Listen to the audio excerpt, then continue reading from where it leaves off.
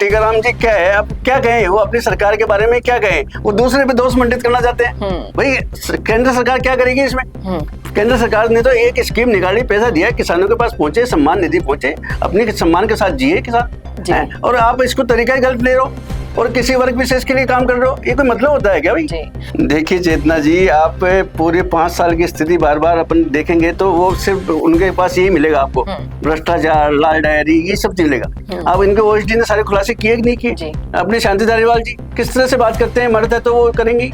तो ये कोई बात है कि किस, ये जब खुद इतने बड़े बड़े नेता, आप बाबूलाल नागर जी का उदाहरण देखिए, आप उनको जब खुद वो किसी रेप कांड में फंसे हुए थे, जब उनको वहां से निलंबित किया, उसके बाद में उनका सहयोग लेके फिर वापस ले रहे हो आप जी। फिर उनको टिकट दे रहे हो, अपराधियों को पकड़ना चालू कर दिया, गिरफ्तारी चालू हो गई, पेपर लीक में सारी जांच चालू हो गई जी। सर गिरफ्तारी हो रही है ना जी। जो आने वाले 5 साल में स्थिति आप बिल्कुल नए राजस्थान के रूप में उभर के आएगी।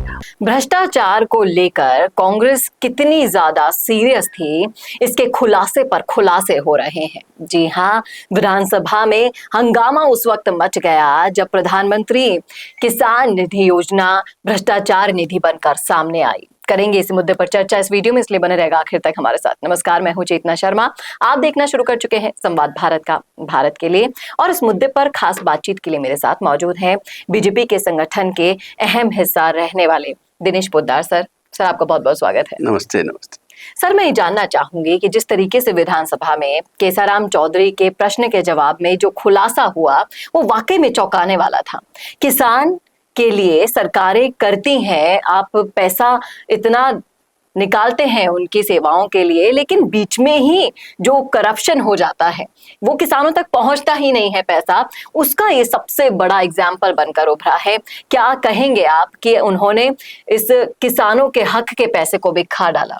बिल्कुल बिल्कुल चेतना जी, बिल्कुल ये बिल्कुल सही बात है। जिस तरह से ये किसान सम्मान निधि का पैसा जो प्रधानमंत्री जी सेंट्रल गवर्नमेंट द्वारा राजस्थान के लिए आता है, इसमें ये खुलासा हुआ है। माननीय केसाराम जी ने अपने प्रश्न के जवाब में दिया भी है कि भाई इस तरह से ये जो 13,258 जो पात्र इसके थे वो फर्जी पाए गए। तो मैं चेतना जी कहना चाहूंगा कि पहले तो पूर्व में तो स्थिति क्या थी ये तो मालूम है अपन को कि भाई जब भाजपा की सेंटर में सरकार नहीं थी तो किस तरह से भ्रष्टाचार का बोलबाला था, ये तो दिखता ही था, सबको होता है। और भ्रष्टाचार पे अंकुश लगाए तो इन्हीं 10-11 साल में लगाए। ठीक है, कोशिश हुई है कि सबके खातों में पैसा जावे और बिल्कुल सही तरीके से जावे। कोई ऐसा नहीं है कि वो राजीव गांधी जी जो बोलते थे कि भाई 100 में से 85% तो भ्रष्टाचार में चल जाता है और 15% पब्लिक के पास पहुंचता है, ये सब चीज तो खत्म हो ही गई ना, ये तो बिल्कुल खत्म कर दिया। अब बात ये आती है कि ये जो तरीका निकाला है कि भाई सबका पैसा जावे और उसके बाद में भी भ्रष्टाचार, देखिए कांग्रेस कहाँ तक पहुंच रही है जी। आप देखिए सन 2019 से 23 में जो कांग्रेस का कार्यकाल था और उनके जो आंकड़े देखिए, क्या आंकड़े दिए उन्होंने, जो आंकड़े देंगे उसी में तो पैसा जाएगा ना। तो आंकड़े कौन बनाता है जी? राजस्थान प्रदेश की सरकार द्वारा जो आंकड़े पेश किए गए, जो उन्होंने अकाउंट नंबर दिए, पैसे के लिए दिए, भाई ये पात्र है, तो पात्र ही जब गलत देंगे तो फिर पैसा गलत जाएगा ना जी। तो भ्रष्टाचार कैसे हो रहा है ये देखिए, भ्रष्टाचार को तरीका देखिए उनका भ्रष्टाचार करने का। हम तो भ्रष्टाचार रोकना चाह रहे हैं, भाजपा तो रोकना चाह रही है और ये वो नए नए तरीके निकाल रही है। तो ऐसे भ्रष्टाचार बताओ जो पार्टी इन्होंने साबित कर दिया है कि भ्रष्टाचार इनकी रग रग में बिल्कुल यही बात है जी। और इसी के साथ साथ अगर इस मामले के संज्ञान में आने के बाद टीकाराम जूली जिस तरीके से उत्तर नहीं दे पाए, वो ये साबित करता है कि कहीं ना कहीं दाल में कुछ काला नहीं, ये पूरी दाल ही बिल्कुल टीकाराम जी क्या है, आप क्या कहें, वो अपनी सरकार के बारे में क्या कहें, वो दूसरे पे दोष मंडित करना चाहते हैं। भाई केंद्र सरकार क्या करेगी इसमें?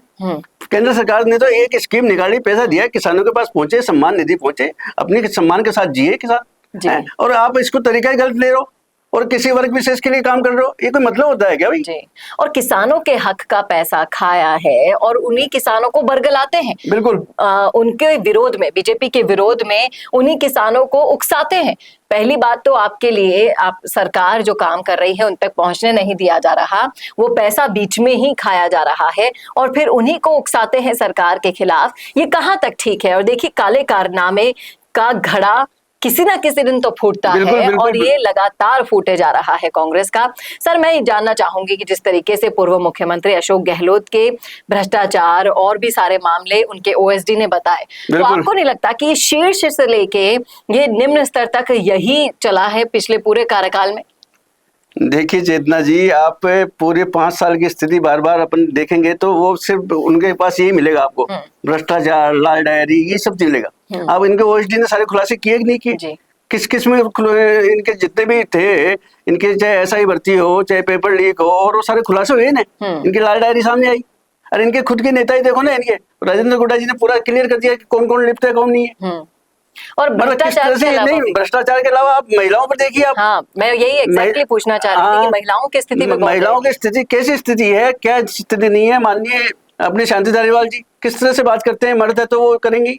तो ये कोई बात है कि किस, ये जब खुद इतने बड़े बड़े नेता, आप बाबूलाल नागर जी का उदाहरण देखिए, आप उनको जब खुद वो किसी रेप कांड में फंसे हुए थे, और जब उनको वहां से निलंबित किया, उसके बाद में उनका सहयोग लेके फिर वापस ले रहे हो आप जी, फिर उनको टिकट दे रहे हो। तो क्या आप ये चाहते क्या हो आप? ना किस तरह से महिलाओं आप का सम्मान, ना नहीं किसानों का करते? सम्मान, और खुद आंतरिक कलह में से जूझते रहते हैं। बिल्कुल। ऐसे संगठन को कौन पसंद करेगा, आप बताइए। और इसके उलट जहां हम बीजेपी के संगठन की बात करते हैं, सरकार की बात करते हैं, तो देखिए जहां 100 सिर रहते हैं वहां पर बजेंगे ही बजेंगे, बिल्कुल लेकिन बजेंगे। अनुशासन जितना कड़ा और अच्छे से बढ़ता जाता है बीजेपी के अंदर, उतना दूसरी पार्टी में आपको कहीं देखने को नहीं मिलेगा। ये बात इतनी सच है, आप इसके एग्जाम्पल आप बार बार देख सकते हैं। जिस तरीके से आपने देखा होगा कि गोविंद सिंह डोटासरा अभी तक विधानसभा पहुंचे नहीं है, जब से जूली ने उनके बिहाफ में माफी मांग ली है। तो आप खुद देखिए कि कितनी सिर्फ उटव्वल है कांग्रेस के अंदर, भ्रष्टाचार में नंबर 1 है, आंतरिक कलह में नंबर 1 है, और महिलाओं के ऊपर जितने भी अपराध हुए हैं, जितने भी टिप्पणियां हुई है, जितनी भी अभद्रता बरती गई है, वैसी खेप भी कांग्रेस के अंदर ही सारी भरी पड़ी है।